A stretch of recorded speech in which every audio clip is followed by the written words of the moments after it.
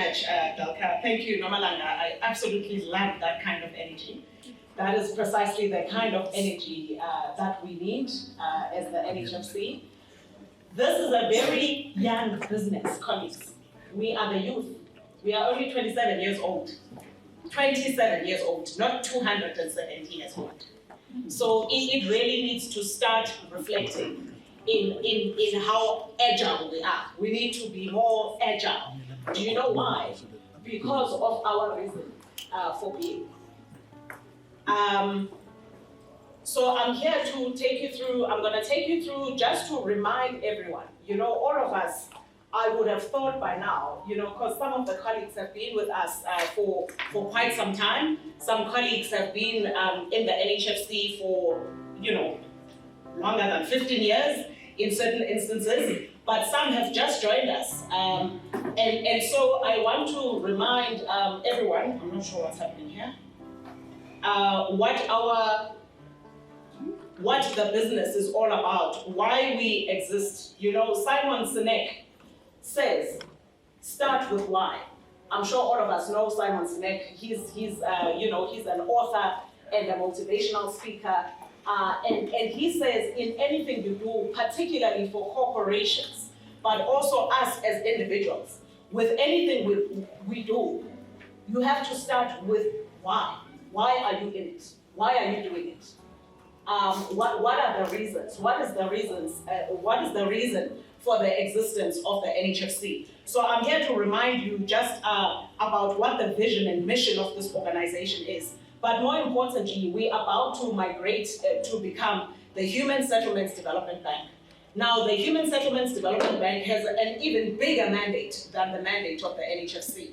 You know, in my interactions, and I interact a lot with our colleagues in the property sector, right? People that have been in the DFI space who are today entrepreneurs. You know, they say when this business was established 27 years ago, it was established precisely to address the challenges, because when the new, democracy, dawned upon this country, right? There was a realization from that very initial administration that, there's a housing shortage in South Africa, that housing stock that is meant to house the nation is in short supply. As a result, we see a lot of shacks, out there. And also, our economy is concentrated in certain nodes. As a result, that's why we see the urban sprawling, people leaving their rural areas, wherever they come from, outskirts of our country, coming into the metros. Why? Because they are in pursuit of economic opportunities. But at the end of the day, if you land in a place and you are looking to improve your personal financial circumstances, right? Firstly, you don't attain that job immediately. You have to search for it, and then eventually you will find it. So that is why a lot of our people sit in shacks for extended periods, and the situation is even more dire. When President Mbeki was still at the helm, at least this economy was actually growing at 5% per annum on a year-to-year basis. Whereas now we are sub 2% as an economy. And it doesn't look like this economy is going to improve anytime soon, because some of the reforms that are required in order to ensure that ultimately foreign direct investment comes into this country, entrepreneurs, set up businesses, those conditions are not conducive for the time being. But I digress. You know, the reason there are shacks is because there's a lot of unemployment. But there's a lot of work that this government is actually doing through our own department, right? The Department of Human Settlements, to upgrade the informal settlements. Because there is a realization that we shouldn't be having a circumstance in the country where we have shacks, where people, dwelling in informal, in informal structures. And therefore they are trying to formalize those structures. But I think the even more important reason is the reason we ourselves as the NHFC exist. We are here to actually address the shortage of housing for the indigent of our society. As you might know, and as you will hear this morning, we have a bridging loan facility that is meant to support contractors that have been awarded contracts to deliver BNG housing, what used to be called FDP housing, so the fully subsidized housing stock. We also exist in order to address shortages in housing for the gap market.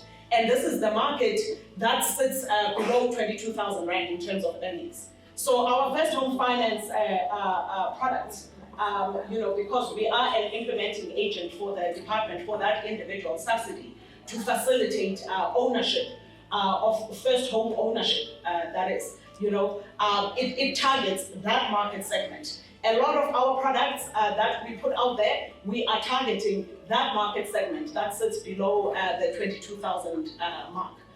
In terms of the housing shortages, the housing backlog, just concerning the fully subsidized housing, that sits at 2.6 million households, it is estimated. So that should give you an idea of how big a job we have to do as a financier in this space, right? So that bridging loan facility, that facilitates the delivery of that stock. The target is 2.6 million. Now, how many of us are here at the NHFC? 146, right? It's 146 individuals who are supposed to facilitate the delivery of 2.6 million homes for our most vulnerable in society, right? We also deliver things like student accommodation. Again, it's in short supply in the country at the moment. We also deliver things like social housing. So social housing is partially subsidized rental stock. Again, we play a role there in terms of the delivery of that social housing stock. So it's subsidized, the large subsidy comes from the SHA.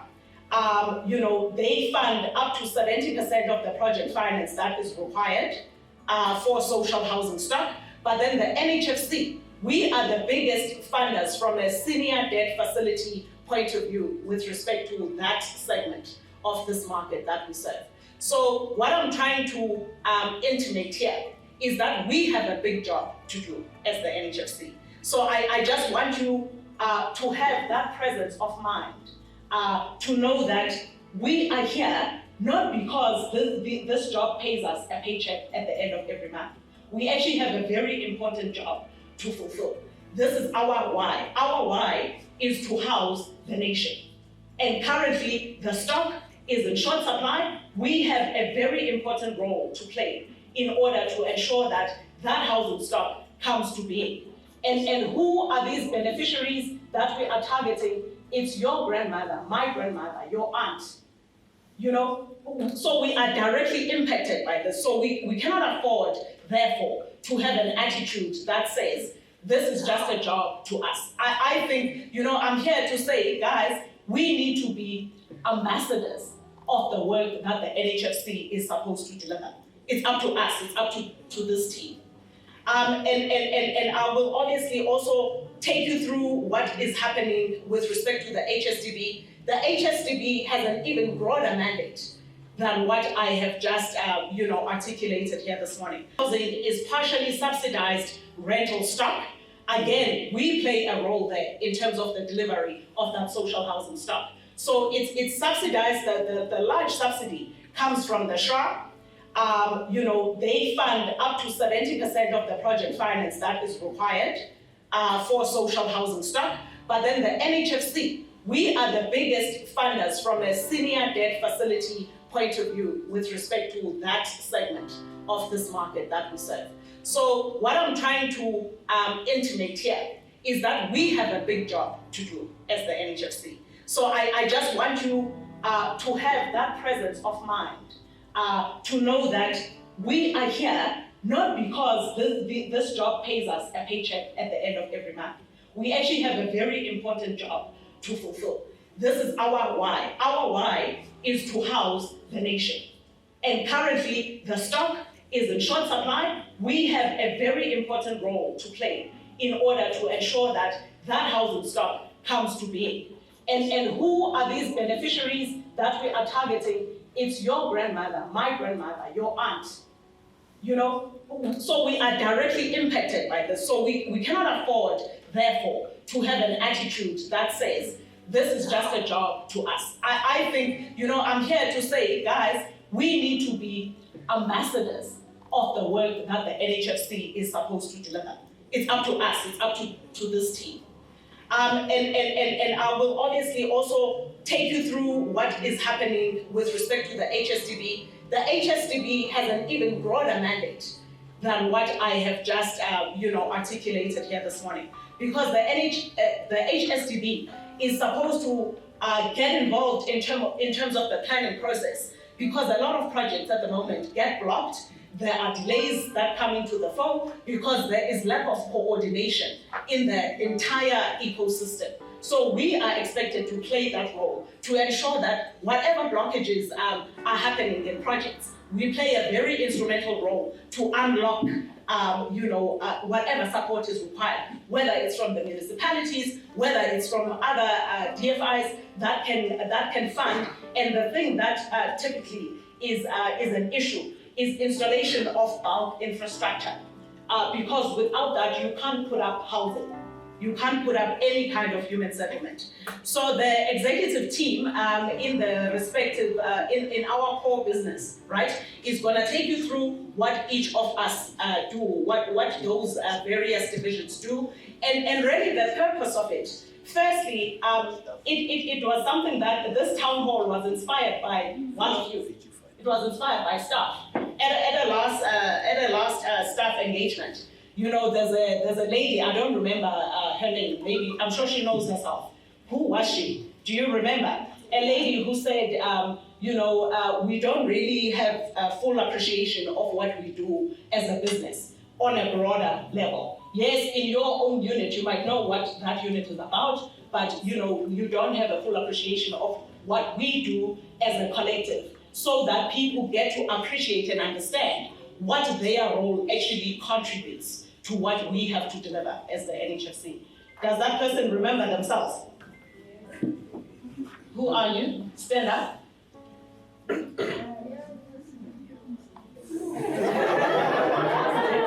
had an online session where we had a conversation. So then, what's your name? What's your name?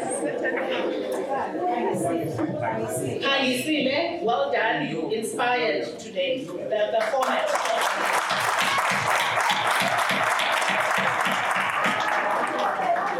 So because of Kanyisile, all of us will get to appreciate what this business do on a very comprehensive level. And then what I'll do is I'll take you through what has been happening, since I started at the NHFC on the 1st of March, in terms of all the things that we've been engaged in as a business, and you'll hear that detail a bit later. And then our chairman is going to join us towards the end of the session as well, just to come and bring the board perspective and what the expectations of the board are for this entity. I mean, I don't necessarily want to hog, because I've already said quite a lot, but just to remind you, colleagues, we have a set of values that we developed as the NHFC. And the set of values was a bottom-up exercise, so they were not imposed on anyone, NOMSA, right? It was a bottom-up process that led to this set of values. So all of you made a contribution towards developing these. And maybe let's remind you what they are. We talk about accountability. We talk about collaboration. We talk about excellence. So if I am to share with you, right, and I think that I want for this session, or at least from my perspective, I'm a very honest person. That is the nature of the beast, right? I am very honest. What you're gonna hear from me is exactly how I see the world, and then it's up to you to convince me otherwise, right? To say, no, but this is not black. This is a different shade of blue, or whatever the case is. I'm not saying I'll necessarily be convinced, but I will listen. But the point is, I've come into the business. I've done an assessment of the business. I shared with the executive team as well as the board a diagnostic of the business based on the things that I have picked up in the business, right? And one of the things, colleagues, I think as the NHFC, we have a culture. That's why I wanted to remind everyone just how important we are in the context of the South African nation as an institution. So we therefore cannot afford to take our job and to take the NHFC not seriously. You have to take the NHFC seriously.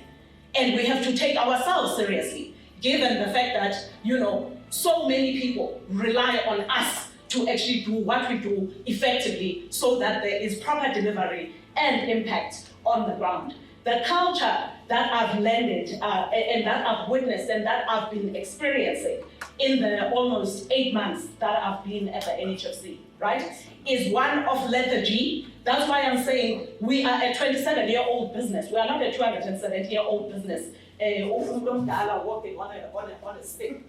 We are not that, colleagues. So we really, and this is an appeal. It's not a lecture.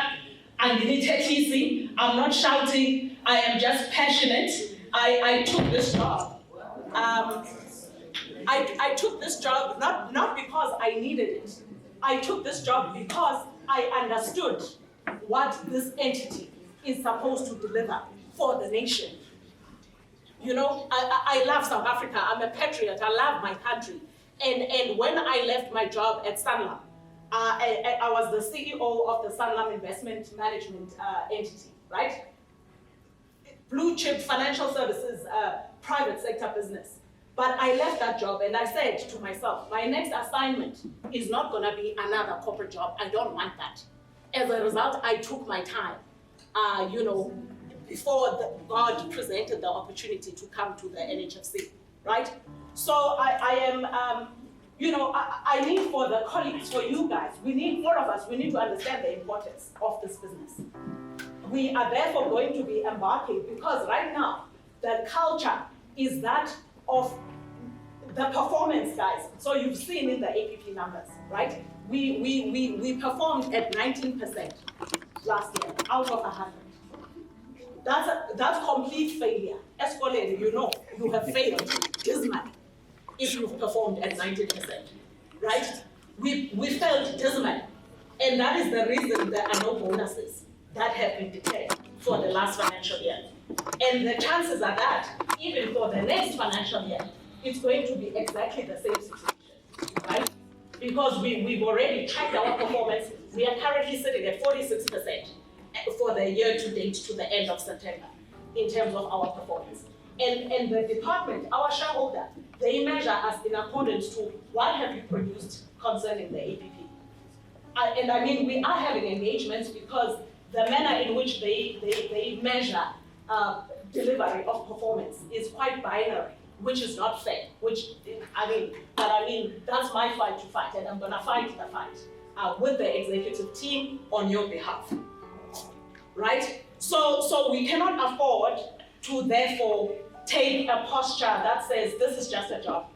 It's a means to an end. It's too important.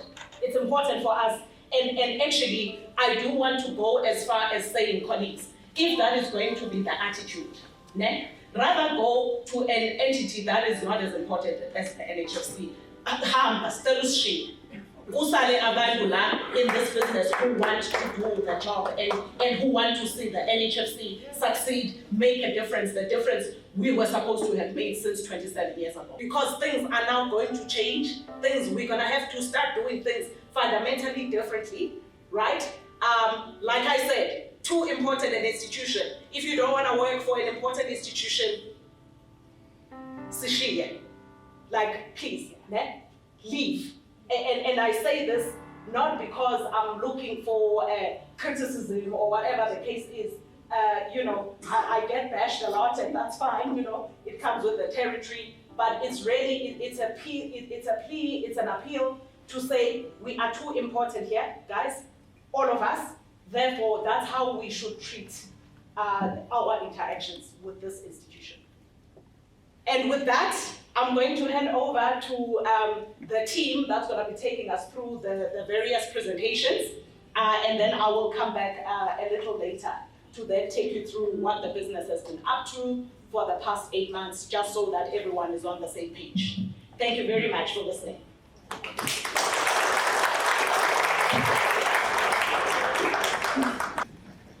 I Once again, good morning, good afternoon, everybody. I hope you can see me. My name is Tolofelo Ramutewa. I'm the Executive Manager in the Lending Division, primarily responsible for debt financing within the organization. Although I'm standing here alone, I don't come alone. I've got a team of very dedicated individuals working in the Lending Division, sitting in various areas within this room. And today we'll be presenting to you what we sell to the market as our lending products. I'm going to take you through, in terms of the contents, I'm going to be taking you through what we define as affordable housing. We're going to go through our product offering. We're going to go through our product framework. We're going to look at the lending process. So what comes to lending, or what do we source as business, and what does it look like after we're done? And then, of course, we're going to look at the profiles of some of the projects that we work with. Many of you will just know the names of the projects, your Polycoms, your Own Havens, but you don't really know what that looks like or what that is. So we're going to take you through that today.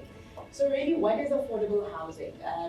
Affordable housing is really housing options. I hope you can still hear me. Am I still audible? Okay, thank you. Affordable housing really are housing options that are reasonably priced and accessible to a significant portion of the population, particularly the population that is earning low to moderate incomes.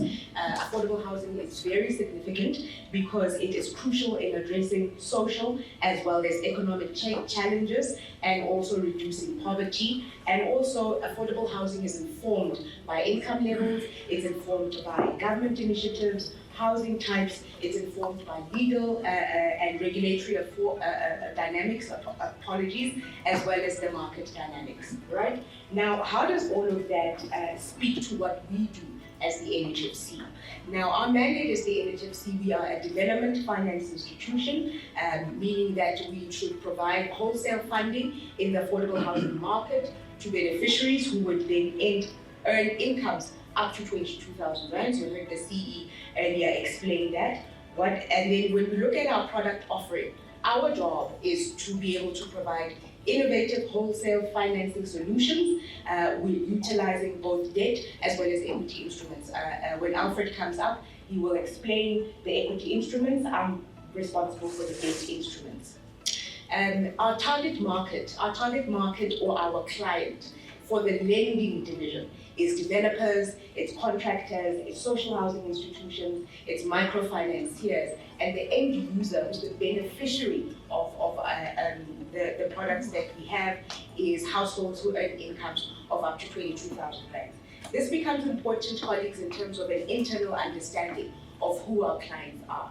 Obviously, first home finance and lending are completely different, but for an internal understanding in terms of the client profile, for first home finance, the client or the beneficiary is labeled the DJ, right? Who wants to purchase a home in the affordable housing market. That becomes the client or the direct beneficiary for first home finance. For lending products, that's not our client. For lending products, our client is the developer who's going to build the unit that label the DJ is going to buy. So that's the fundamental difference between the client or the target market of the lending division as well as the target market of first home finance. I think it's important for us to just get an understanding of that. What we're demonstrating here is our lending products. We provide social housing finance. This is where we provide finance to SHRA accredited developments for subsidized rental accommodation. We also provide private rental finance. That's where we provide finance to develop or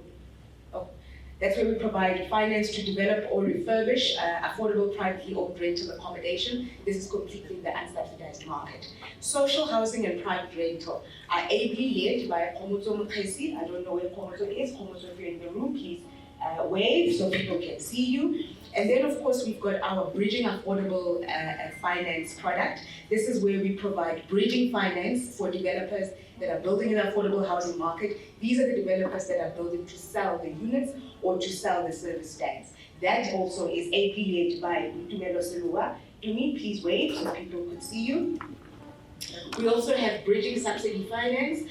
Bridging subsidy finance, that's where we provide revolving finance for contractors appointed to build in the PNG space. The PNG space is, of course, where we provide free housing, but we would then find the contractor that has been appointed to build those units.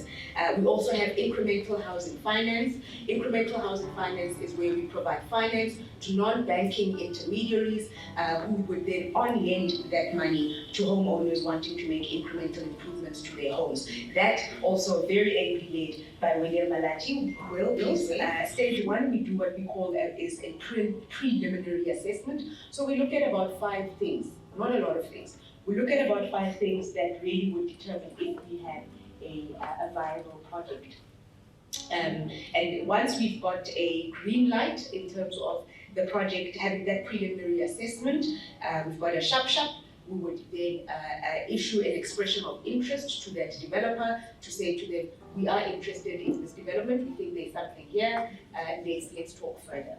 We would then graduate to what we call stage 2. I hear there's a lot of murmur on the left-hand side. I think we're all excited about the preliminary stage.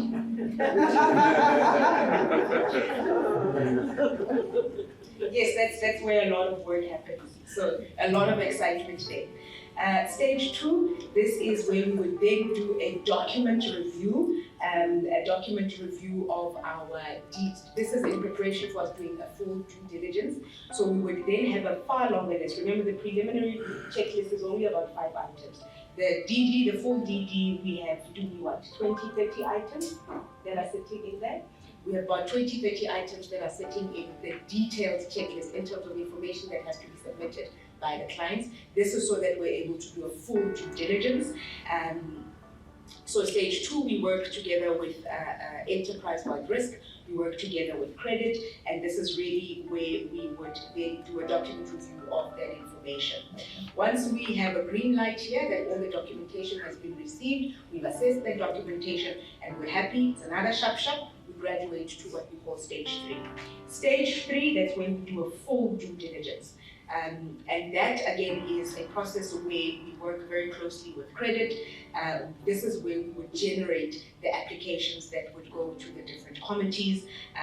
We would do our full assessment, credit would do a credit assessment. We would then, if we agree, Mlu, right?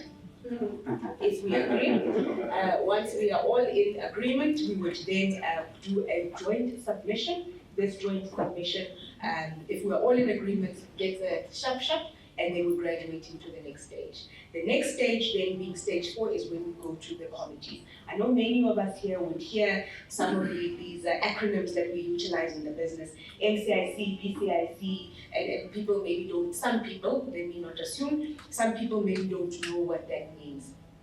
So what that means is that we are sitting at stage 4 of a development. What that means is that we've put together that transaction, we're all in agreement, we're taking it through the approval process and the governing structures. If it's a deal that is up to 15 million rand, it can be approved by the CEO based on the current delegation authority. If it's a deal that is up to 50 million rand, but over 15 million rand, it is a deal that has to go to our Management Credit and Investment Committee, that's what MCIC stands for. If it's a deal that is more than 50 million, but less than 200 million, it would go to our Board Credit and Investment Committee for approval. That's our BCIC, that's what BCIC stands for. And if it's a deal that's more than 200 million, that would have to go to the main board, for the main board to make a call on that transaction.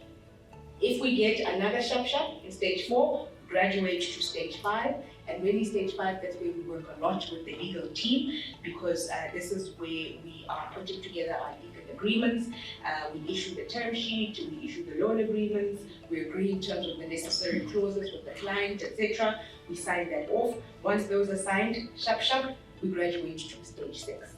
Stage 6 is where, and my apologies, Viola and Bruce, I forgot to add finance. Stage 6 is really where we work a lot with credit, with legal, and especially with finance, because this is where we would be doing the disbursements. So this is where we track progress that's being done on site, and once we've tracked that progress that's done on site on a monthly basis for the projects, or based on the requirements of the intermediary, if we're dealing with an intermediary, we would then disburse that money on a monthly basis. So once that is done, and again, I almost done, this is my last page, I promise. Well, not last slide, but last page of notes. Once we are done, then we managed to build these beautiful buildings that we will be demonstrating to you right now. Again, this is really a fraction of what we do as lending. We're demonstrating here that once the disbursements are done, of course, the buildings are up. This is your left-hand side. That's a project that we did, Bus 4, by Bus 4 being the applicant, a project that we did in Pietermaritzburg, and the client relationship managers responsible for that project is Portia and Futi. Portia and Futi, if you could wave if you are anywhere in the room. I can't see the wave, but that's Portia and Futi that will be responsible for that. We're demonstrating here another project, Klaxpoort, extension 28, 29, as well as extension 30. The applicant here was JDM, and this is a development that we did in Acacia, in Pretoria. We're demonstrating here that we've done a service site, as well as building building the units. That was a development done by, or development that really facilitated by the client manager there, being Ligao Nyama. Ligao, if you could please wave. That's Ligao over there. Wave higher, Ligao shine. And then with regards to another project that we've recently completed, this is Regent Villas, Polycom NPC, a social housing product. We managed to yield 60 family units, and this is built in Mitchell's Plain in the Cape Town area. The client relationship manager responsible to facilitate this building is Noma Langa Manusi. Noma, shine. And the next one we've got here, we've got project named Oak Heights. This is a building we've also recently completed. It's by Howland Construction. It's in the Benoni area. It's private rental developments, and the client manager responsible here to facilitate this transaction was ABC Do. AB is not here today, but I'll shine on his behalf. And then this picture on your right-hand side, no, it's your left-hand side. This is a unit or house that somebody was able to build for themselves in the Rustenburg area in the Northwest. I'm not biased towards the Northwest, I promised. But this is something that somebody was able to build for themselves in the Northwest area, having gone into a facility agreement with one of our clients, being Tutugani Housing Finance. And then on the right-hand side, before I get to the right-hand side, of course that would have been facilitated by our incremental housing team. Will, please wave. And then lastly, we've got our project recently completed. In fact, in March, it was officially opened by the Minister of Human Settlements herself. This is a social housing development that we completed in Maitland, in Cape Town. We were able to build 204 family units, and the client relationship manager responsible for this beautiful building is Maboi Ulife. Maboi, please shine. Thank you very much. I hope we have been able to demonstrate to you today what it is that we do, also demonstrate to you today who it is that we serve, and hopefully demonstrate to you how each and every one of us in this room contributes positively to building family homes in South Africa. Thank you. To ascend to the stage. And on that note, program director, let me start by saying through you, on the basis of robust and rigorous engagements, tough questions,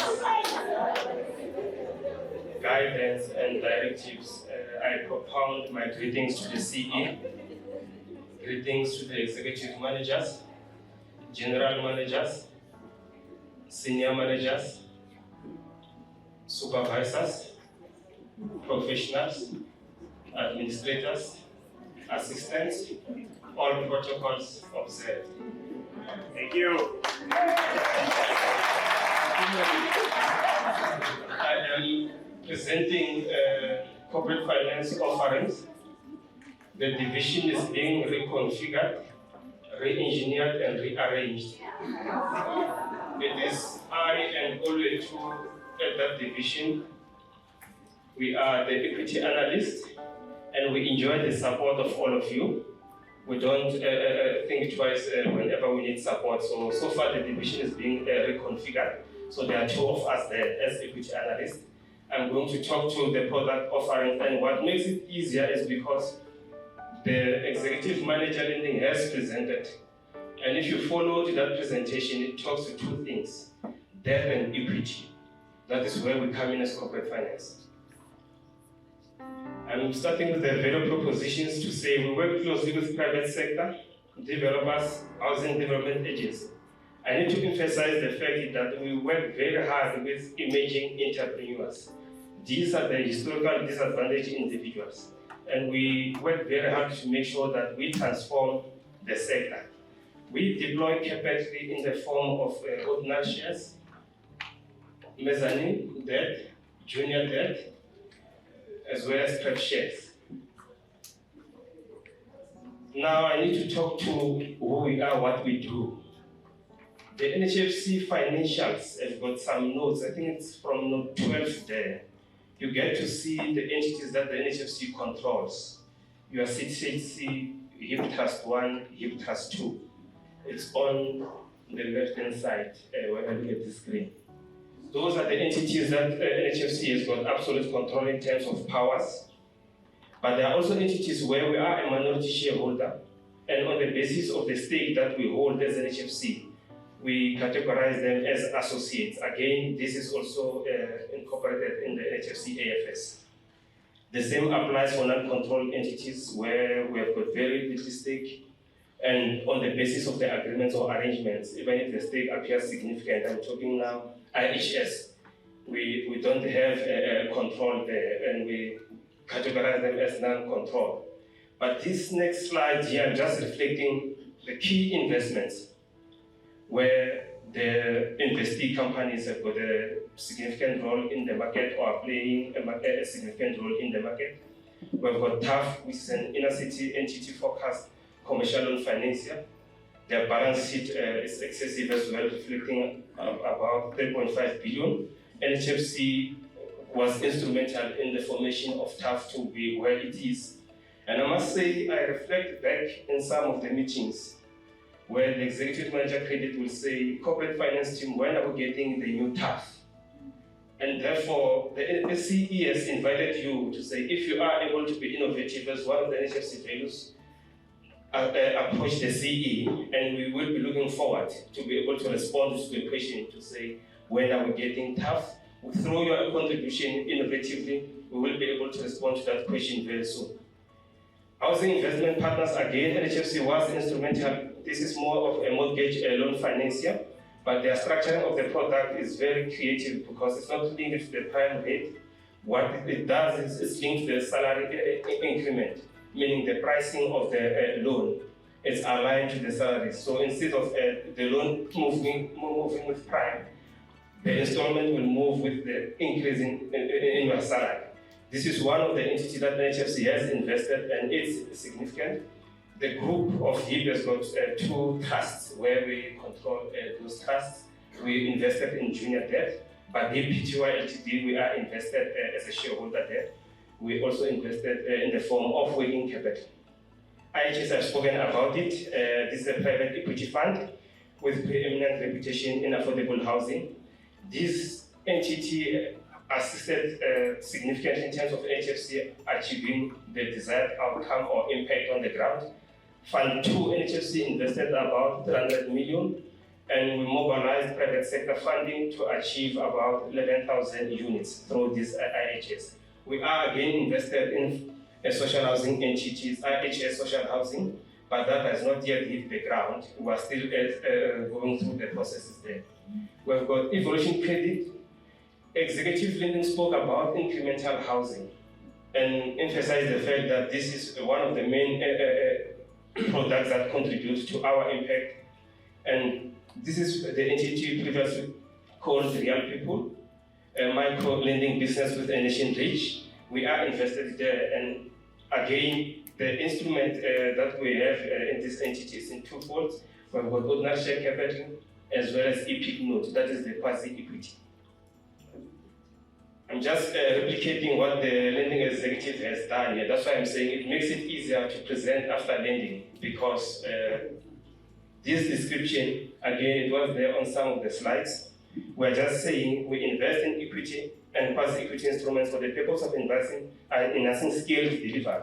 We're talking about the number of units, the impact on the ground. We also try to make sure that those emerging entrepreneurs, because the lending team will say, give us 10% equity. And one of the questions is, if you are a historical disadvantaged individual, where do you get that equity to then be able to be an entrepreneur or a property investor? Corporate finance team comes in and say, this is how best we can invest. So the undercapitalized entities, we do play a role there, those that are undercapitalized. And those that are well capitalized, we partner with them to accelerate delivery on the ground of those housing units. We don't take much stake in terms of control. So on the right-hand side, you can see the target interest is to be below 50%. If we go above 50%, it then attracts PFMA requirements or reporting requirements. We then control that entity. And to avert such, to allow the transformation or allowing those emerging entrepreneurs to have control, we try to invest below 50%. However, where there's a need, there are exceptions where we take 50%. The rest is the same as lending in terms of the target and the requirements to say we deal with registered companies. This is another slide. When I look at it, obviously it talks to the asset class, junior debt, mezzanine, pref shares, shareholders loan, ordinary share capital. Luckily, there are very few slides from the corporate finance team, so I'm going to go slow on this one. And the reason is that you've got internal rate of return, IRR target, I've put 10%. When I spoke about rigorous and robust engagements, this comes to play because the guidance that we have received recently to say, corporate finance team, don't use your IRR target to decline deals. So the message is loud and clear to say, as much as we are targeting IRR of 10%, we shouldn't use that to decline deals. But when you knock at the door of finance team says, corporate finance, your instruments have got a level of uncertainty in terms of cash flows. So when I talk of junior debt, this is more a subordinated instrument or subordinated debt. You will have the lending team sitting there as senior. When it comes to repayment or collecting the payments, lending gets their money first. We stand last on the queue. So that is the risk part of it, and that is where finance says, these instruments affect our cash flows because we can't clearly define when to get our cash flow. And credit say, Alfred, this is a high risk instrument. Why can't you price accordingly? So there are those engagements there that says we should find a balance to achieve the impact, to make sure that the entity remains self-sufficient, to make sure that we don't put Nhfc in an unhealthy financial position, because if we are to put instruments that do not guarantee cash within the next 12 months, what does it mean? Mezzanine debt, this instrument rank above junior. So you will have senior, you will have junior, you will have mezzanine. So if we are invested in such a structure in the form of junior, it will be first senior that will get their money, followed by mezzanine, followed by junior. There's another instrument, and depending on the conditions that we put, it could behave as mezz, it could behave as junior.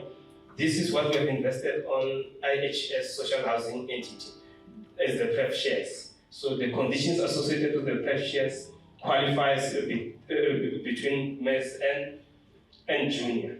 Again, there's another angle here that talks to the shareholders loan, where we've got a stake, like we are the P2 LTD or what we control the entity CCC. We do invest working capital.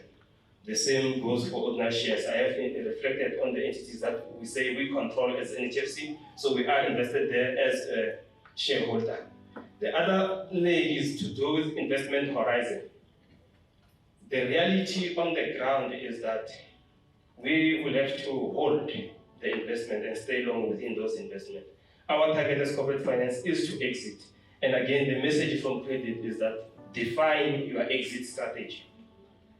And when we model, we do lots of numbers crunching. When we do the financial modeling, so far it indicates that we'll have to either exit after we've settled or the senior has received their money, or after the junior or MES, depending on our investment, simply because we want to achieve a certain return. And we are very flexible through the guidance that we are receiving, that the return is not limited to the 10%, but if we are able to demonstrate the impact, we can accommodate the return below the 10%.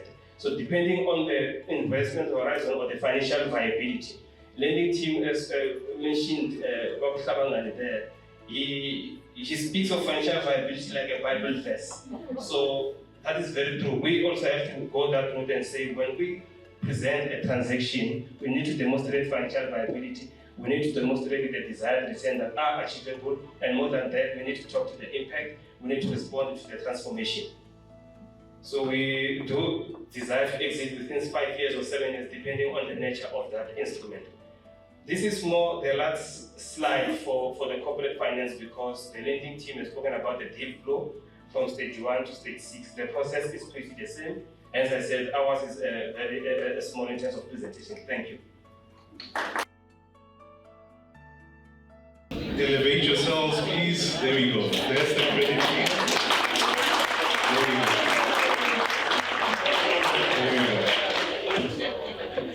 Yeah, a lot of what I do is really leverage what the team has to offer.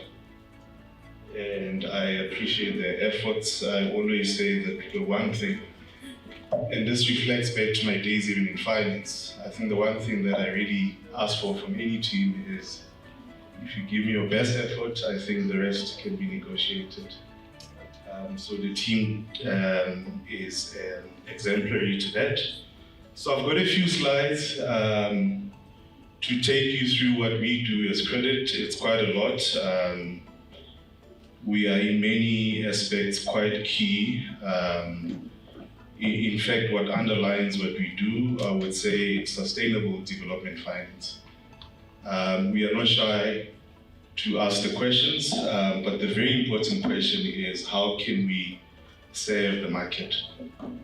So by the time we say no, we must have exhausted all possible options, right? And that's what the DFI is about. We are not here to say no. The attitude should be, what can we do, right, to make certain deals viable and bankable? Failing which, of course, unfortunately, we have to decline our end. So just high level, our divisional structure becomes quite important. Of course, that will evolve over time.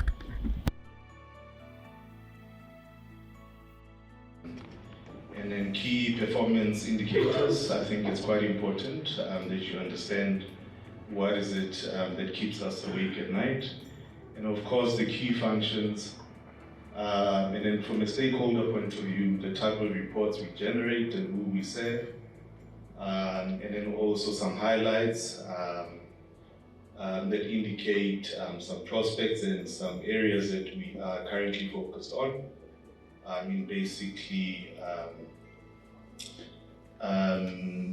anchoring credit and improving certain methods and just our practices.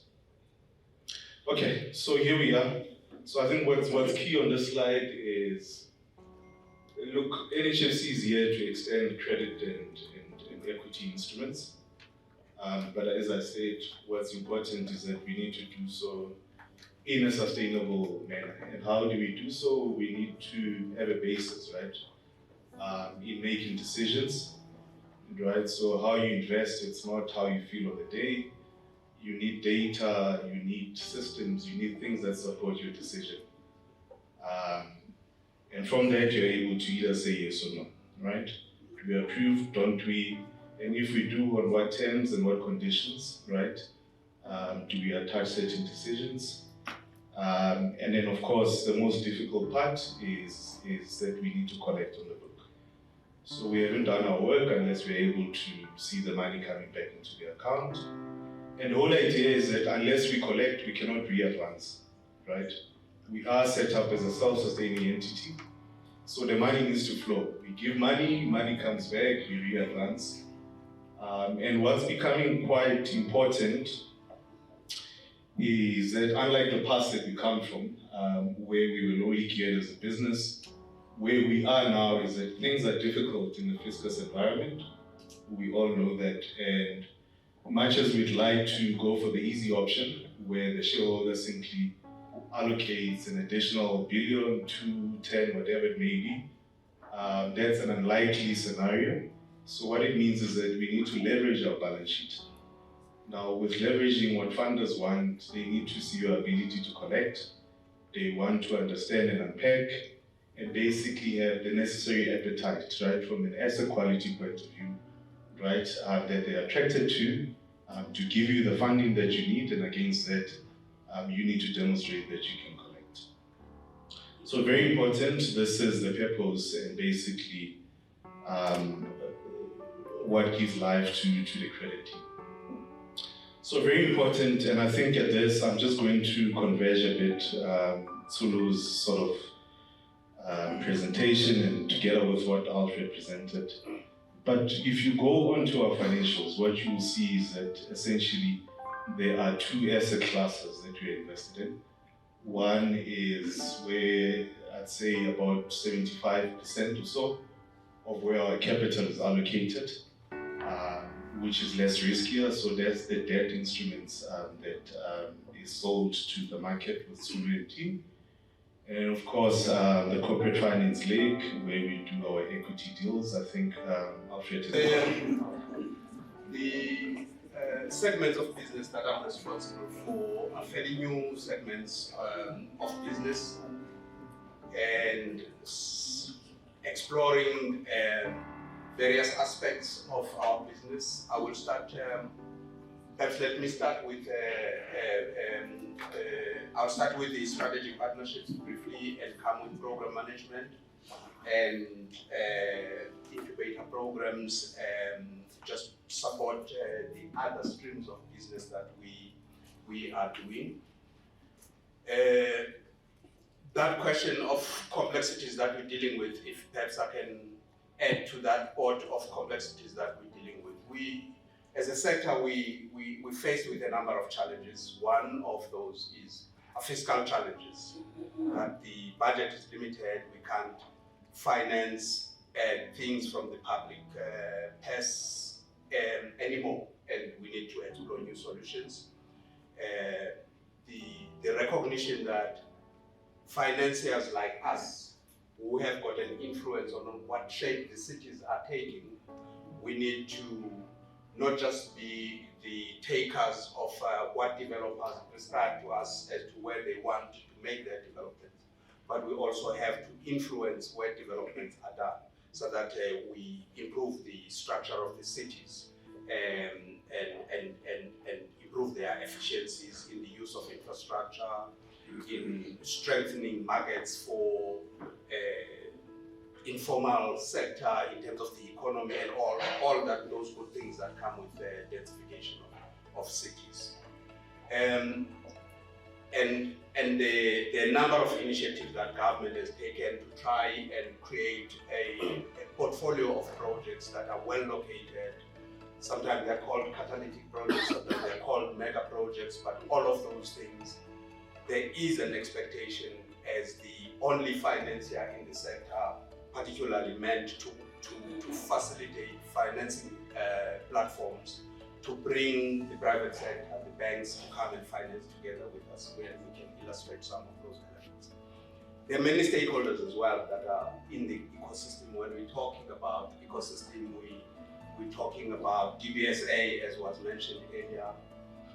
Infrastructure Fund was established within the umbrella of DBSA. It's about 4 years now, to come and finance some of the elements that are not effectively financed, including the bulk financing that we're not financing. So there's several of them. Infrastructure South Africa, there are many more of the financiers that are in the ecosystem that we would like to work with, and many of them we've got relationships with already. For instance, we are looking at financing social housing at a bigger scale together with infrastructure finance, and we're going to be working with them to structure a platform to finance at a big scale the production of units in the social housing sector. All of these are happening in collaboration with the internal departments in terms of shaping these elements. But I do want to single out people that have also been supportive coming from other departments. Muto, I thought she was sitting this side, if you can lift your hand. So, and Lindo on the other side, in trying to navigate the area of the partnerships with other financiers and engagements in the ISA institutional arrangements in trying to set up some structures. What is on screen now are just to give a sense of pockets of financing that need to be considered when you're financing mega projects. Bulk financing, it was outlined, is key because there's no project that can move without bulk financing. There are subsidies and grants that are sitting in government that need to flow, whether for housing, whether for infrastructure finance. Key is what the developer brings in terms of the balance sheet, a balance sheet that they use to come and apply for a loan that is for debt financing or even a benefit from equity. So that developer equity is very important. But also our part, which is the equity side, as was outlined by Alfie, as well as the debt side that was, and we need to be orchestrators in terms of mixing these elements and making sure that in future the HSDB is able to make the impact and be able to come to a point where we're saying if a project is well located and it is viable, there should not be a shortage of finance for that project. Effectively, that's what we want to achieve. Then let me come to the program management area. The program management area is a big team here present. In program management, we're selling a service. It is not final. We're selling a service to clients, whether they are national, provincial, or metros or municipalities, where we're saying we will provide program management services. If you have a budget, we can help structure an implementation program that delivers on that program, and we charge a fee for that. And in doing so, we want to be given space to structure it in a way that is transformative. So we adopt a model that would absorb more smaller enterprises in fulfilling that. So it's really about deepening the penetration in the market. As Sulu outlined, there's financing for contractors, but really contractors that can benefit in the financing that we have are contractors that are able to get on site, deliver a house. All they're short of is financing. So it would be more contractors that are grade 5, CIDB grade 5 and upwards. Grade 1 and up to grade 4 are contractors that are struggling to establish in the market. They do not even have the financial systems to even present proper financials for consideration for a loan. And there we structure the unique elements with some support, that we provide in that. And therefore what we do, we put together a technical team, and most of the people that you're going to see here, and I will ask them to stand up at an appropriate time, are more technical and social in nature. They go into communities, into the townships, and I'll make an example of the City of Cape Town program. They go there, they prepare the community, they make sure that they consult and define the scope properly and outline how the program is going to go ahead. Also prepare the potential enterprises that could tender for those projects, train them how to tender, do all the good things, because they must still comply with the treasury regulations. And from there, they are able to then participate, those contractors, in the program and be supported appropriately to make the full benefit of the economic opportunities. There may be some outsourcing that is done, but in totality, we should demonstrate that we consider in the fee we charge, we consider the work that is done by SM, the work that is done by finance in terms of releasing payments, the work that is done by legal in terms of preparing loans. When we talk head office finance, we must, head office infrastructure, we must accommodate that in the pricing, the team that is dedicated to the programs, any professionals that may be attracted from outside to take particular risks, and the building contractors. And the building contractors are coming from the budget of the client, not from our side. So just in brief terms, the program that was delivered in the city of Cape Town, some people will know in the sector what is called the community rental units, CRUs, where the city owns a lot of housing stock, but they're renting out to poor households. And those are across the townships, colored townships, African townships.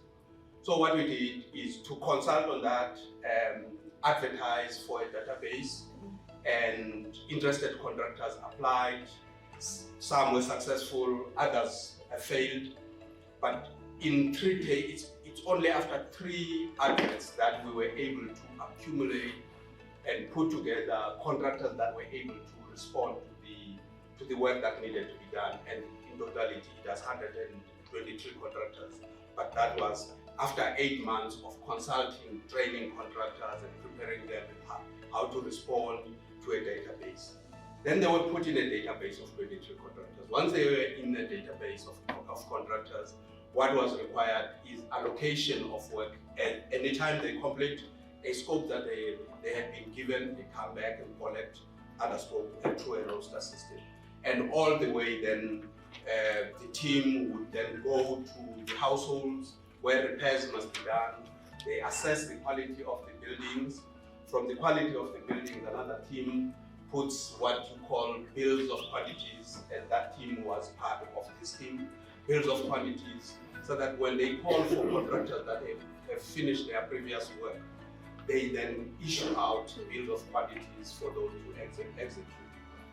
So that's program management, and key things that I would want to really raise was, this is new. I think that this was a good opportunity that was given by the city of Cape Town, where we're able to control the budget, given scope to structure it in the fashion we would want to structure it, so that it can absorb those smaller contractors, and as a result, it really qualified for an incubator because we had control of key levers that would make it successful.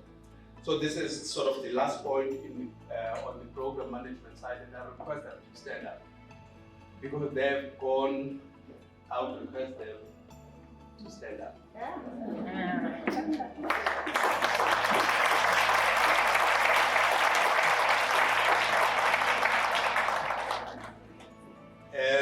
They've gone through thick and thin, but particularly those that worked in the city of Cape Town. They would go into a township, they need to work. When they get at the entrance of the township, it's gang wars. So they need to retreat and go and report to the city, and the police must come, or the police must say, wait a bit, after 3 days it will subside. And then they go test out again. Similarly with contractors, one of the colleagues who's not here, who exited the team, was it was a near fatal hijacking, but it was just by blessing that he did not die. They shot on the left arm, and because of that bone, the bullet hit that bone, it would have gone straight to the heart. And so those were the types of things where periodically we'll intervene and have our employee assistance program to sit with the team, to debrief the team so that we can deal with the traumas and stresses of work. But they did an excellent job that was acknowledged by the city of Cape Town. Collect other scope through a roster system. And all the way then, the team would then go to the households where repairs must be done. They assess the quality of the buildings. From the quality of the buildings, another team puts what you call bills of quantities, and that team was part of this team, bills of quantities, so that when they call for contractors that have finished their previous work, they then issue out bills of quantities for those to execute.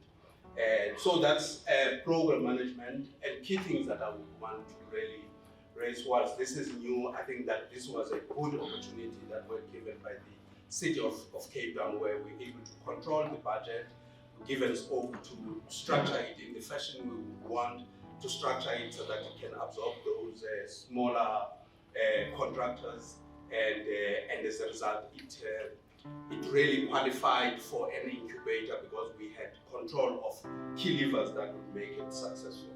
So this is sort of the last point in on the program management side, and I request them to stand up because they've gone. I would request them to stand up.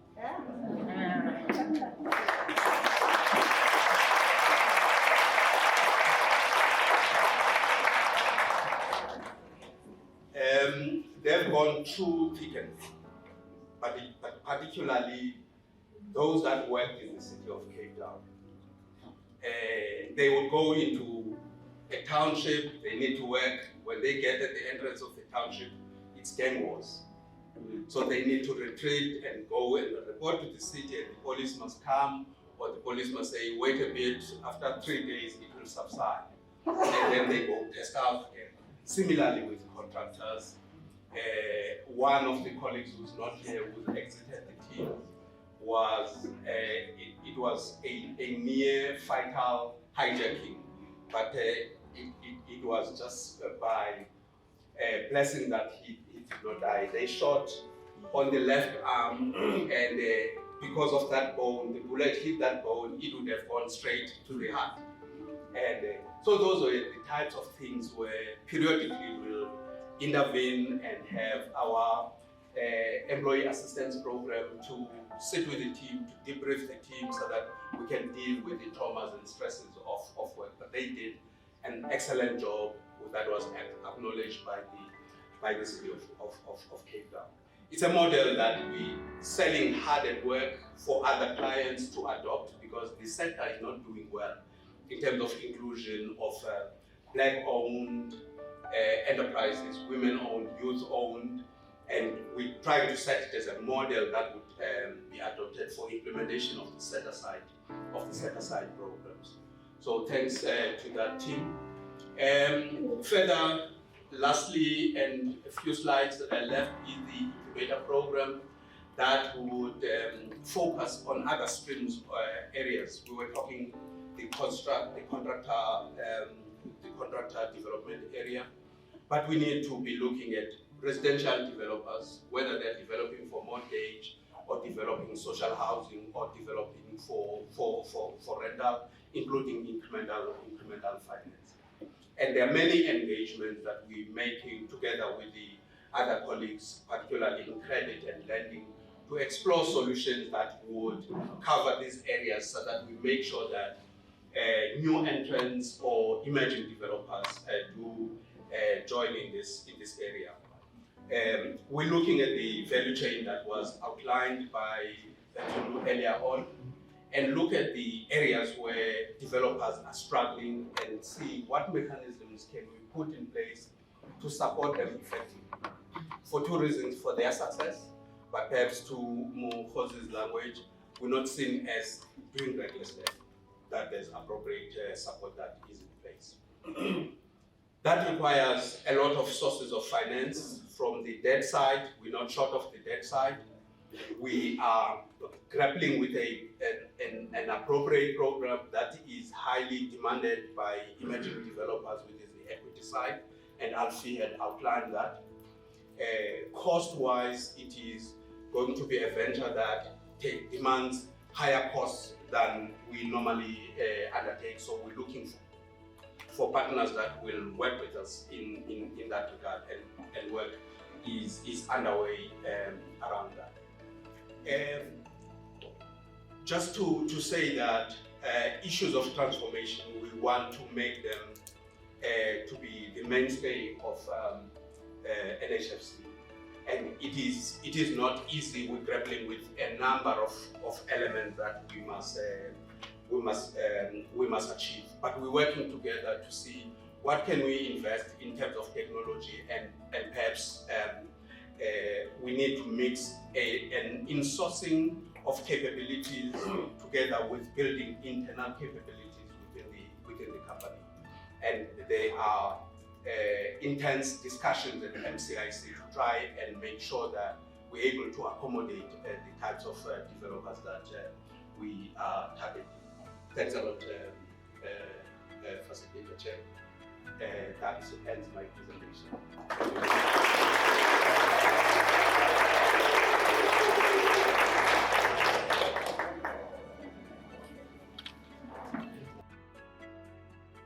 Very happy that I'm part of this occasion as we end 2023.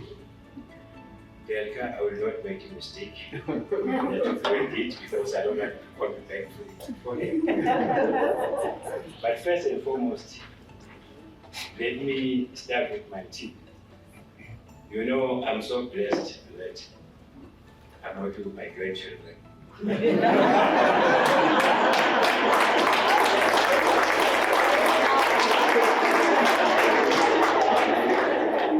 Sometimes I have to stop them from saying fool and say, we are allowed to call people to fire us. We have a very young team. I think let me first start by introducing business development team. Because whatever we do, somebody has to go out there and get numbers for us. Not get numbers, but get people to apply for this subsidy. Again, in doing that, Delka, we are assisted by our marketing team. So we are recognized. So let me ask our business development manager, Debo Maida. He's not related to Maida, who used to work here. Because I know that when we interviewed him, we asked him, do you know Maida? He said, no. Subsequent to that, many other people that we introduced him to asked the same question. Stand up, Debo.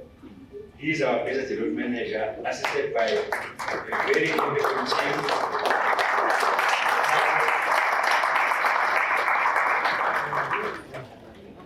Please, Sakile, all the BDM team.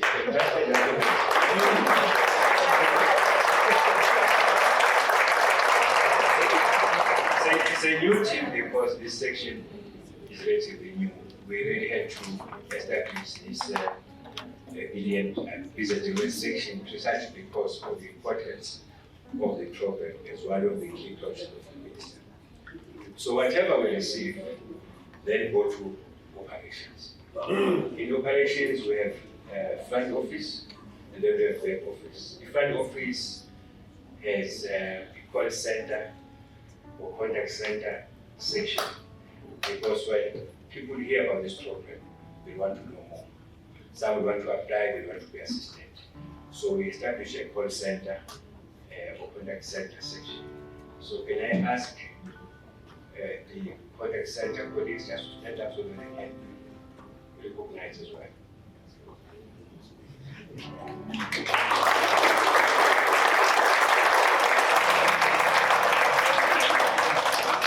And I said that this team works under front office, which is headed by Debohan Jian. And then there is another section called the capturing team, that's quite controlled. And then Debohan is assisted by the agenda and the team. Maybe if I can just ask you, Debohan, as well as the party control team, to stand up so that you can be recognized. I'm afraid colleagues are going to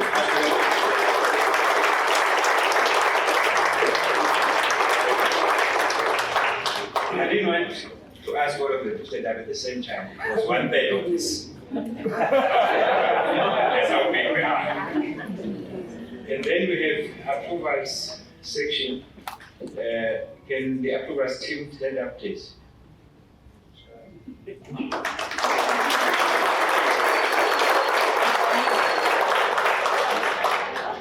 Then whatever is processed and approved, then we owe households, we have to pay.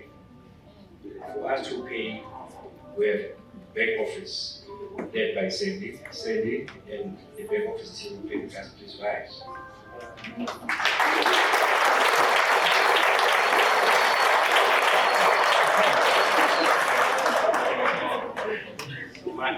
Maybe at this stage, let me just acknowledge the support that we get from other divisions of the Nhfc.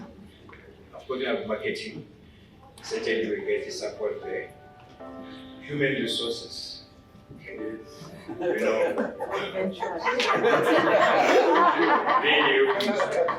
I had to know from Benny that he has the impact. Yeah.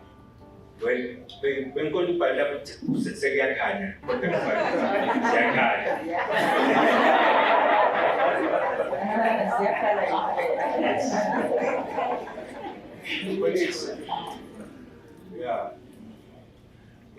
colleagues, ambassadors, who's this Priscilla, she's benefited, but she said, I got one who will tell a good story to other people. So what you see on the screen there is the application that's currently under process for one of her friends who was applying to the subsidy. I know that she's not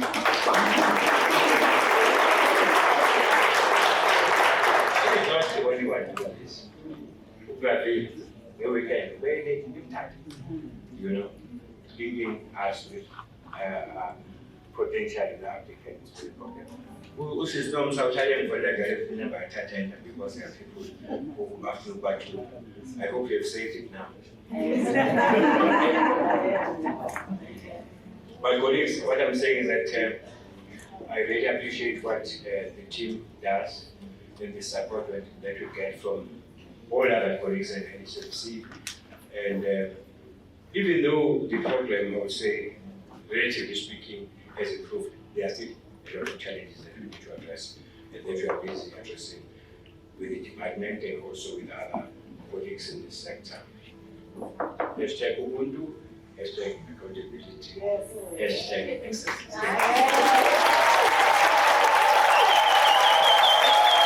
And now it's a time for the stepchild to come.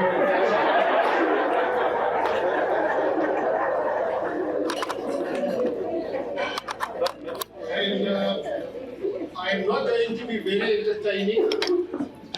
If I make a joke, you will probably only laugh for it next week sometimes because I'm very bad at that. So what I'm going to do is taking you through the basis of the CTCHC. And the unfortunate part of it is that all I can do is deal with history. And I think history is always very boring. And the history is quite a long story that I need to tell. And then the current work is going to be very, very short. It will probably 1 or 2 slides. And then when you think it's still something there, then it will be over.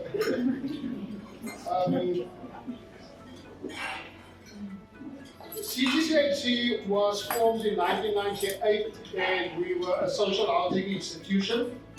And it is formed by a 50% shareholding of the City of Cape Town and Nhfc.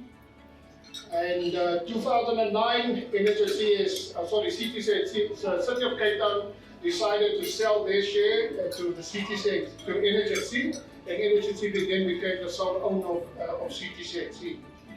2014, the board made a very drastic decision and decided that CTCHC should no longer implement any more projects. We just need to manage out the existing projects that we were busy with. And then in 2014 and 2018, we also went through a restructuring program. That was a time that I met Mr. Cleo Makola. He came and he visited us to come and deliver those retrenchment letters to us. So we were reduced from a staff of over 30 to only about 7 of us remaining after 2018. And another 2 of those members resigned after that, and we were left with 5 people. And the 5 people that we have now is myself, and then the lady that is looking after our housekeeping and our reception is Lydia. They're just waving their food there. As you know, it's 3 o'clock already. They say Cape Town is sleeping there. They have to go home. Dale Johnson is looking after our finance and admin. Linda has decided to disappear when she saw her coming up here, so she didn't want to stand up. She's looking after legal and debt management. And Clarence is looking after the community development in the areas that we still busy dealing with.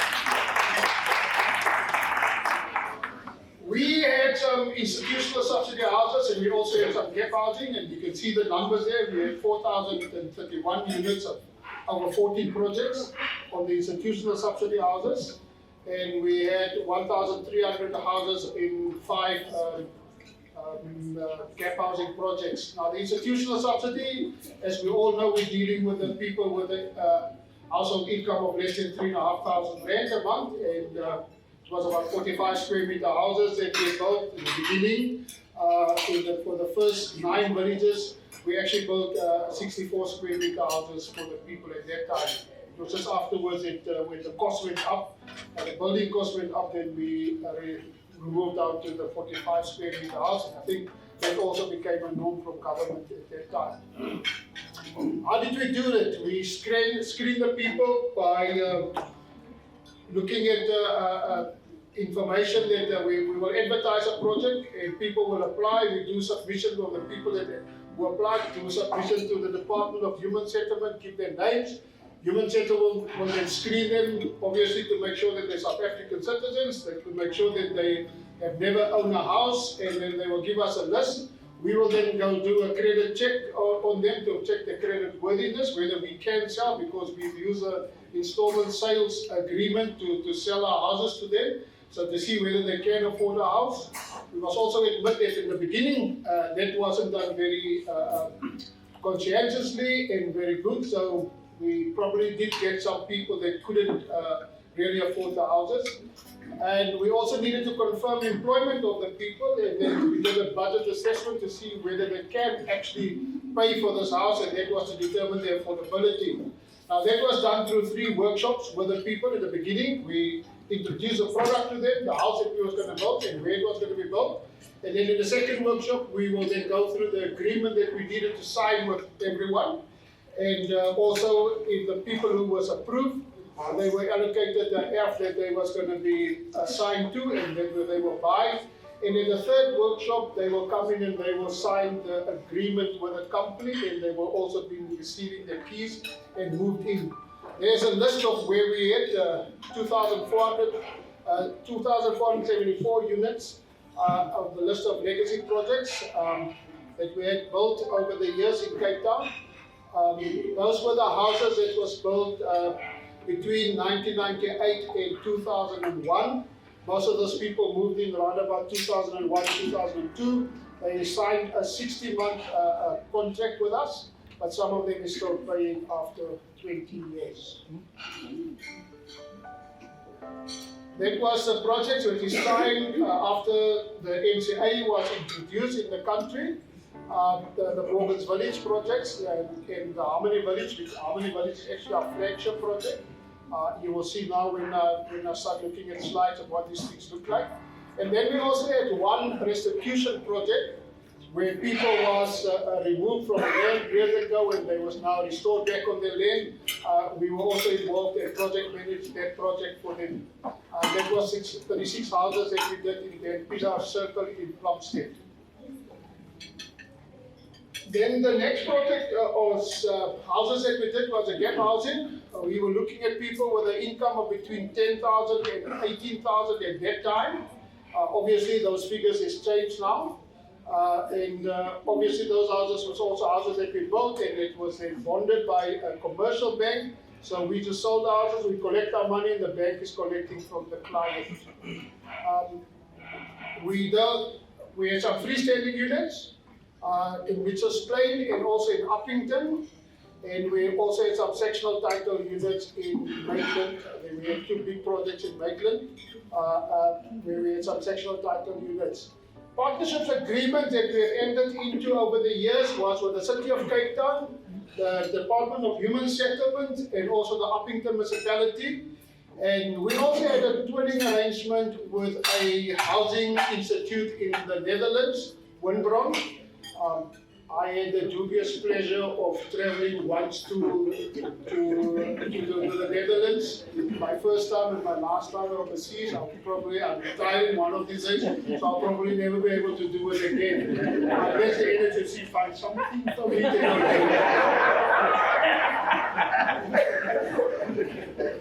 It was eye-opening for me when we traveled to the Netherlands to see how they are actually doing and how they're using their land, because obviously they don't have vast land like we have in South Africa, but it was incredible to see how they're actually doing and how they're organizing themselves. And there was one specific contract that they used that they call the Koopgarant. It was a very interesting concept.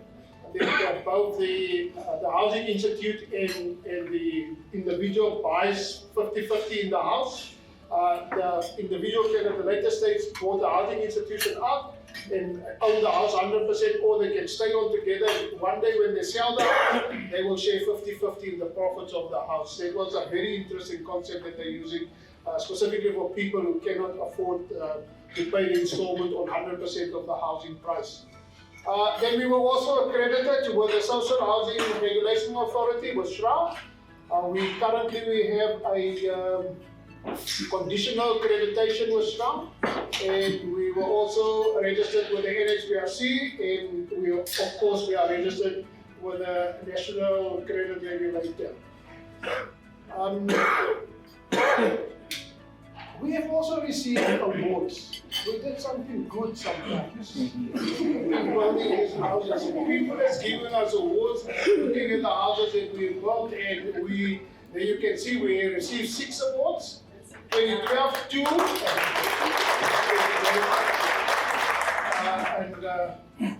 If Fungai was here, we would probably be very joyful about it. In 2006, we received the award 2010, 2012, 2014, and 2015.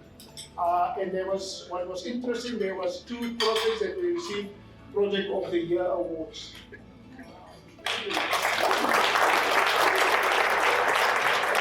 Slide is just slides taking you, yesterday I also stopped at this thing, I don't know why. You can see it doesn't want to work.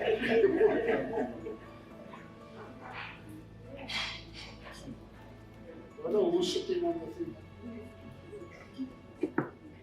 Others interest, and we are the losers all the way.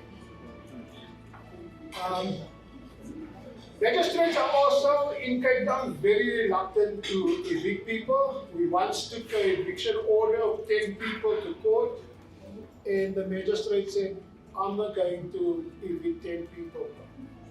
Go back, go speak to the municipality, find out from the municipality whether there's other accommodation where these people can be moved to, then you can come back. And obviously the municipality doesn't have other accommodation because the municipality itself has a backlog of over 800,000 units to accommodate people. So then you should, magistrates don't want to evict, magistrates don't want to give an order that people must pay us, and then we're sitting down. So we're now trying a new strategy, and that is to go for foreclosure, and hopefully we will be successful for that. I will be starting with that hopefully next week, and then I will engage Nhfc Legal on that process as well. One of our successful routes to collect our money, and it is very small at the moment, is to convince the client who is in arrears to rather sell his house, settle us, and take the profit that he's making from the house. Remember, these people paid 100,000 rand for these houses when they bought it from us. They can now sell these houses for 600,000. He probably owes us 90,000 or 80,000 rand. So he can sell this house for 650,000 rand. So we encourage him to do that. And you will make a profit. You can use that profit to go buy another house somewhere else, maybe a big house. And we are to some extent successful with it. people do that, obviously then we need to sign an agreement, a consent that we agree, because the subsidy agreement says that they must stay in the house, and they can only sell the house after the house is transferred to them and they have lived in the house another 5 years after the transfer.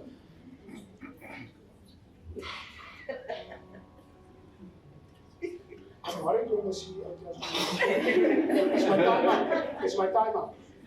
Okay, my time up. I must warn you, I'm a preacher. I told you that in the beginning. And the other challenge that we have is that our clients does not pay their municipal accounts either, and the municipality is now hunting us for that money as well. So that is another thing that we're also working on, and also on most of those summonses that I receive, I also deal with Nhfc legal with them, and they assist us with those things. And then the last part, and this is my last slide, CEO. Yeah, she's excited about it.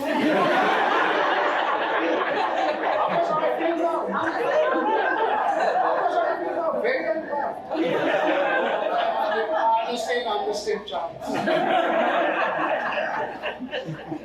We sign transfer papers for our clients in our office, and we submit them to a conveyancer, and when the house gets registered, the deed is delivered back to CTCHC, and we then ask the client to come and collect the title deed from our office.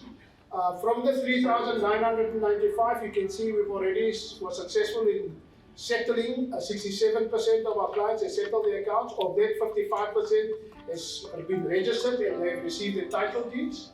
4% of people there's 4% of people who's already settled their houses has came to sign the transfer papers, and it's with the conveyancer. 305 people, which constitute 8% of the people. We're struggling since 2014 to get these people into our office to come sign. They don't want to sign the people, we don't know what the reason is. To transfer their papers so that we can transfer the house with them. We still have a balance of 1,336 houses that of accounts in our books that we need to deal with, and that is 111 million that you can see. Play CCO, my story is now 8.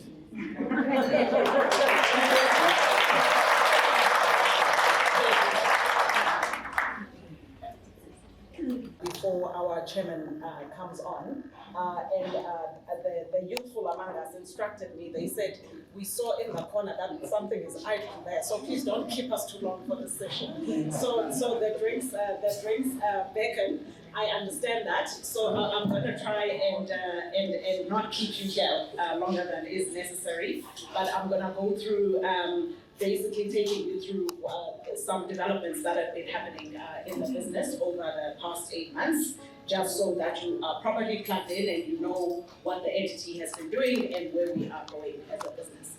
So when I addressed you in April of 2023, right, you remember that at Nhfc's farewell, our previous COSEC. I pointed out that having come into the business on the 1st of March, I have 5 priorities for the business. And what those were are listed here. Instill and inject a high-performance culture in the organization. Transformation is paramount because that is the priority of our shareholder and obviously also the board. Make the Nhfc a household name. Get the HSDB, the Human Settlements Development Bank, established, and obviously that is where we are going as a business, as I said earlier this morning, as well as secure new funding sources, right? So I'm going to take you through what has been happening with respect to the 5 priorities, and then I will also do a breaking news kind of story concerning the Government Employees Housing Fund, and I'm hoping that that's going to get you very excited and really understanding how important this institution is, and how more important it's even going to become as a result of this Government Employees Housing Scheme development.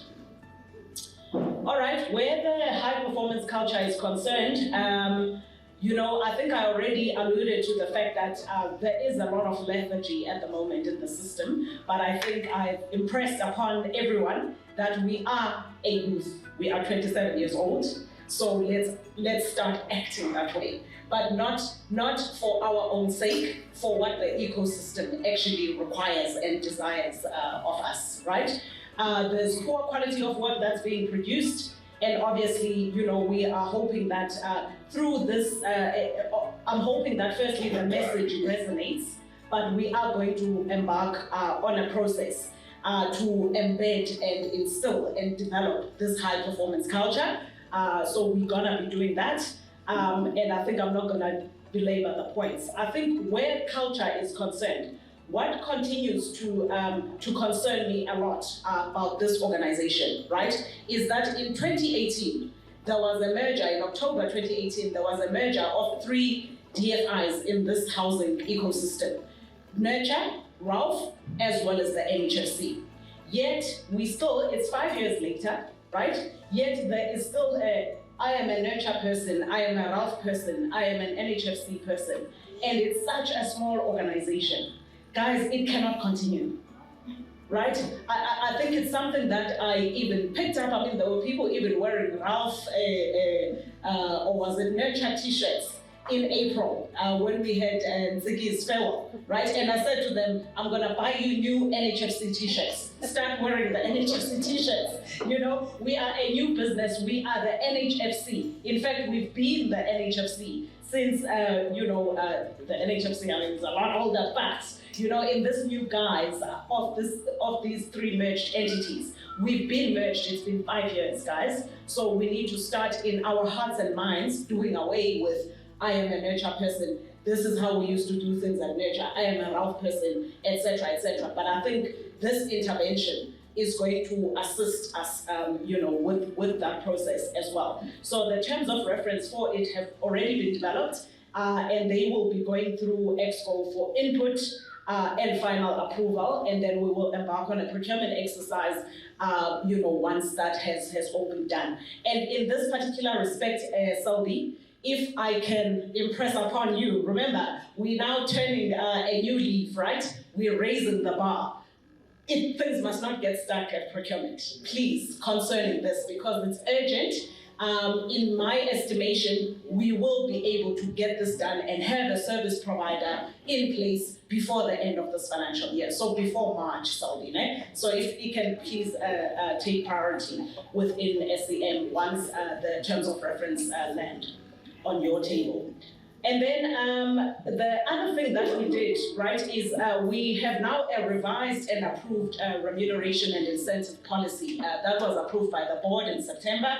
And I'm sure you would have heard that for quite a few of you, it's been a beneficial process in that now your bonuses are set at a higher level. 10%, or rather, I mean, it's a sliding scale, but for some it's 10, and then it drops off the higher your income level.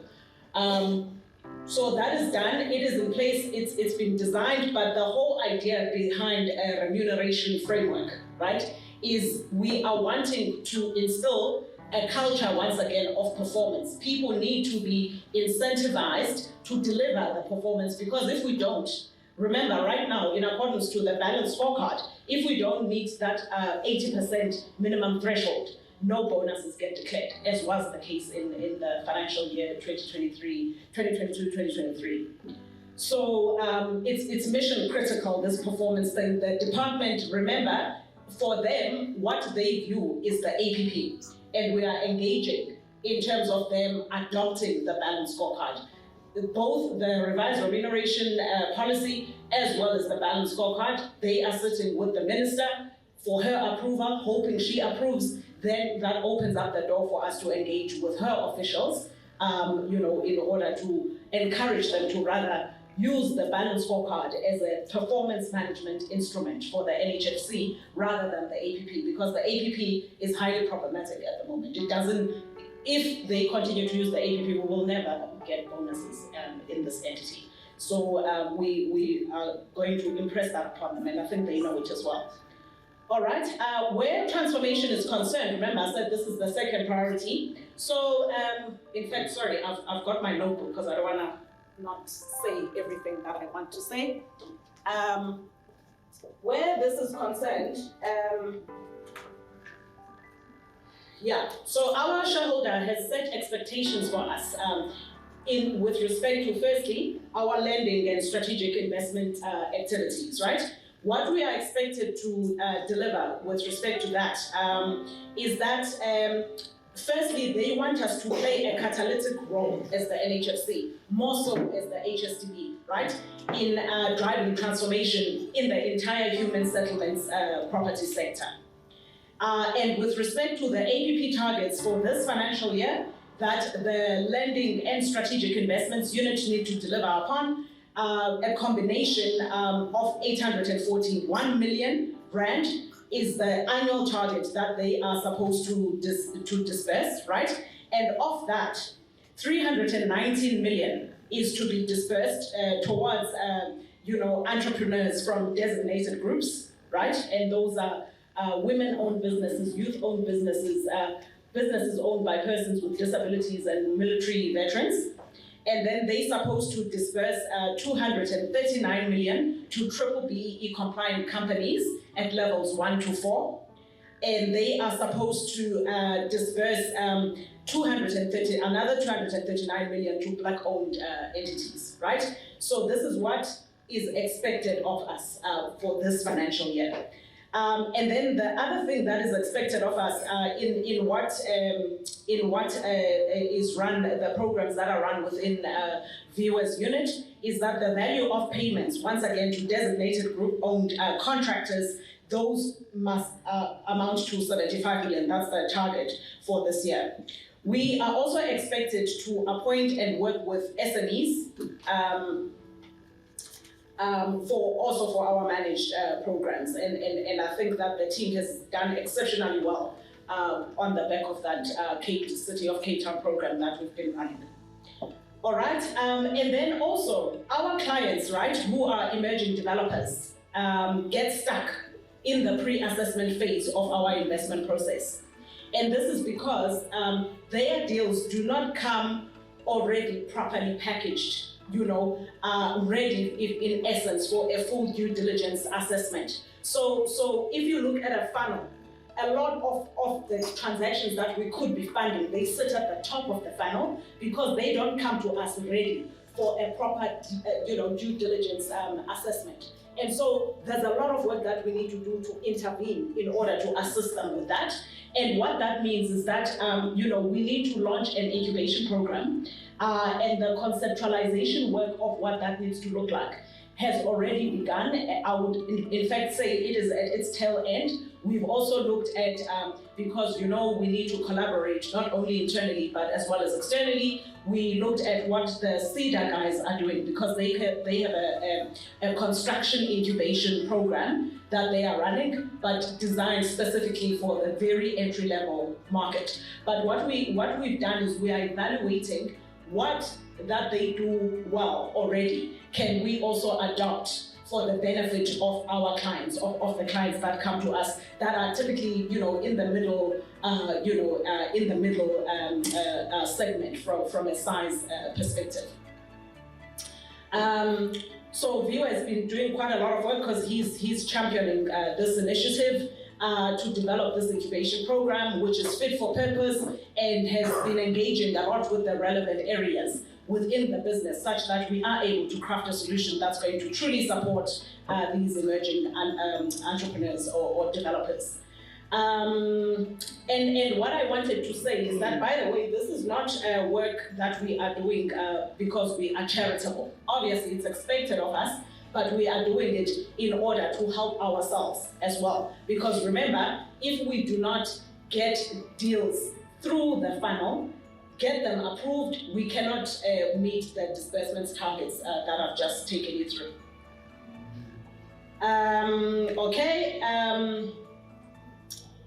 So even if we do get the emerging developers to a point where their deals can undergo successfully a due diligence, often we are unable to actually fund them because they don't have the equity to inject into the transactions in order for them to be financially viable. These transactions, that is. So that is where the transformation fund comes in. And in this regard, the corporate finance team, in fact, even before we get to the transformation fund, they are doing a lot of work to develop the equity and quasi-equity instruments that will address this market failure. Right? I did mention this earlier when I spoke to you in the morning. And the other thing that we are doing is we are wanting to launch a transformation fund. A lot of preliminary work has happened already in this regard. And really, the reason we are going the route of launching a transformation fund is if, for example, the people that we are earmarking are institutional investors such as your retirement funds. Now, retirement funds understand, the limited liability partnership as a structure, not a structure, but like as a vehicle. Thanks, Mohot. As a vehicle to invest into unlisted, investment opportunities. And so the reason we are launching the fund is not only to expand and address the need on the ground, but it is also designed to leverage those third-party funds to also come and address the problems that we are supposed to be addressing in this market. Now, this is the most important piece of work that the Corporate Finance Unit has to do for the human settlement sector at large, right? And because currently we have a two-man team within the unit, Zolani Pondwana recently, as at the end of October, he went on early retirement, so he has left the NHFC. So there's a two-man band left standing, and they simply do not have the capacity to produce this work at the speed and the pace that it is actually required. So we're going to get a corporate finance advisory firm to come in and get the fund set up for us, advise us on appropriate instruments. So over and above the work that's already going to be happening, is George in the room in the lending unit? Okay, so yeah, George, I've already made a plea to you because George comes from the private equity environment to say, can he also get involved in terms of the work that is happening, that the team is doing at the moment. But this corporate finance advisory firm is gonna come in, also weigh in with respect to that, the development of these appropriate instruments, and also do an assessment of how that particular unit ought to be optimally structured in order for it to deliver efficiently on its mandate. Now, the terms of reference for this, once again, are being developed, and once again, Selby, because we're gonna be procuring a service provider, you're really gonna have to, come to the party. This is priority number 2, and this also needs to happen yesterday, right? So whilst I'm still on transformation, as the NHFC, we are also expected, right, to procure goods and services from businesses owned by persons with disabilities, so from the designated groups, and these are them that I've listed. So the shareholder, I was at a MINMAC meeting yesterday, and they were presenting, or they were asking, or rather the finance unit presented how the various provinces are delivering on this, because not only is it the provinces, the metros, that are expected to do this and get it right, it's also all the entities within the human settlements sector. And so 40% of our procurement is supposed to go to women-owned businesses, 16% youth-owned businesses, 5% to businesses by persons with disabilities, 5% to businesses by military veterans. Now, what I want to impress upon the people who sit on these committees, procurement committees, is that this is mission critical. We need to get it right. It is on our APP. If we don't get this right, we get penalized. And the shareholder says, yeah, look at this entity. They don't want to perform, right? So it's critically important that when you are doing that work, depending on who has responded, you need to use this as a filter, because ultimately it affects our pockets, all of us, right? Now, again, so in order to begin to make headway, because we had service providers on our own database, the SAGE database that we maintain, that did not meet these requirements, right? And so what we did as a first step is, in order to attempt to address this challenge, right, was we decided to plug ourselves into the National Treasury CSD database, such that we are able to see a lot more, a plethora of suppliers, some of whom meet these requirements, right?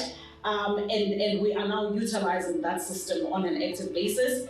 The second thing that we did, which was our own initiative, was we held an imbizo. I just don't know when. But not being CEO, that's coming. Colleagues, it's a fact of life. You know, somebody will say, chairman. The next thing, what's happening? Gone. Uthando.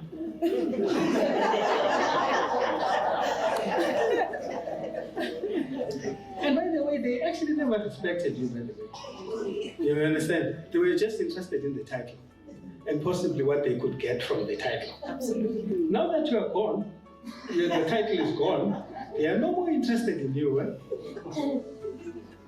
So we must just have a different culture, that of respect. You know? I had a very interesting session last week. I told you I work as well. I had my exco session. I also had an exco session, but it was on culture. Now my room, my exco is slightly different from here. You know? Yeah. Where I work. So I was taken, so the guys were saying to me, but Luthando, if there was one thing you could change here or ask, I said, you know what, if I had a magic wand, and fortunately I work with engineers, most of them just like they have a prefix, doctor. Doctor. Many doctors there that I work with. Doctor this, doctor that, doctor, and they're engineers. Now you can imagine. So I said to them, you know, if there was one thing I could change here, first one, if I had a magic wand, humility.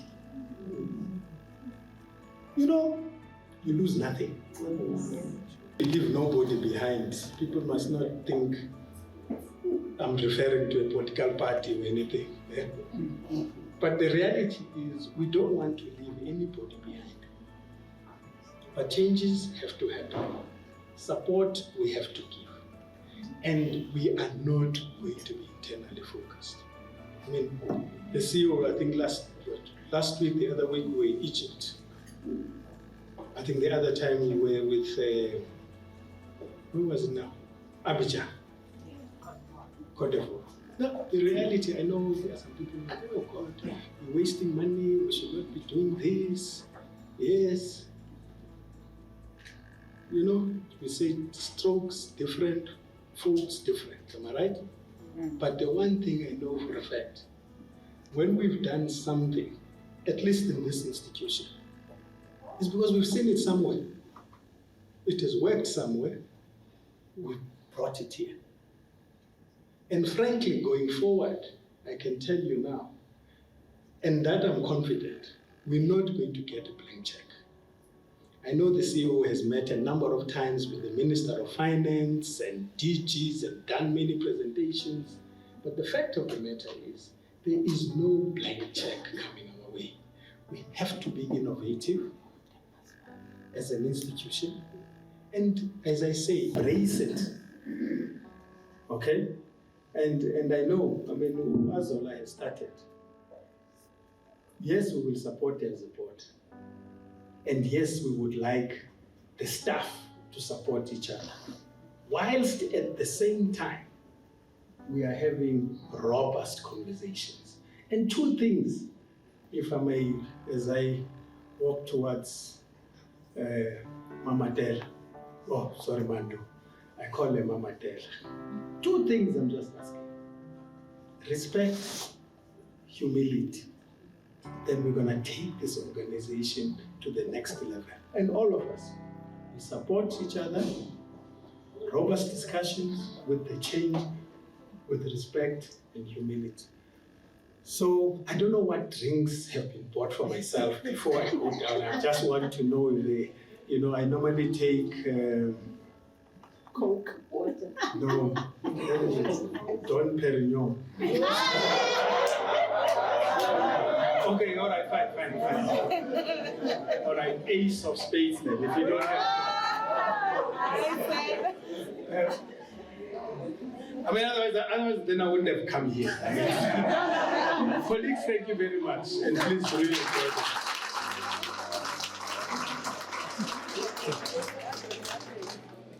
Okay, that was really, really well delivered. Thank you very much, Chair, and thank you. I'll find out what your name is just now, for expressing the sentiments that you did. Everybody clapped, which means that sentiment is shared, right? Obviously, there is work that we are going to have to do to bridge the divide. I think it's critically important. When we arranged I got the shock of my life, actually, when we were arranging for Ntsiki's farewell, and we asked for people to RSVP, and people didn't. And when we canceled the event because no one had RSVP'd, it then became, someone said to me, but the reason we didn't RSVP is we took it for granted that because it's the CEO saying it, we have to be there. It's actually compulsory. We don't have a choice. And what was expressed as a sentiment is that there's a culture of fear in the organization, that you must fear the people that are high up, that have the titles. I'm here to tell you, colleagues, that kind of culture, we're going to do away with it. It can't be tolerated. It can't be tolerated. It simply just cannot. Just to touch on what the chairman said around it's not healthy for us not to see each other. The moment, and this is a point I forgot to make, the moment we secure our permanent offices, we are all coming back to the office on a rotational basis. Yeah? So that is coming. Start preparing yourselves mentally for that. We are coming back to the office. Yeah?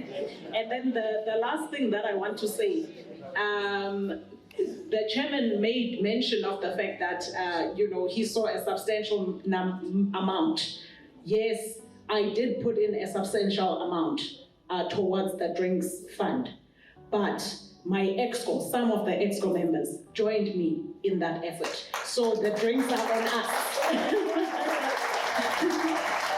The drinks are on us. And ladies and gentlemen, let's go have some drinks and mingle. Thank you.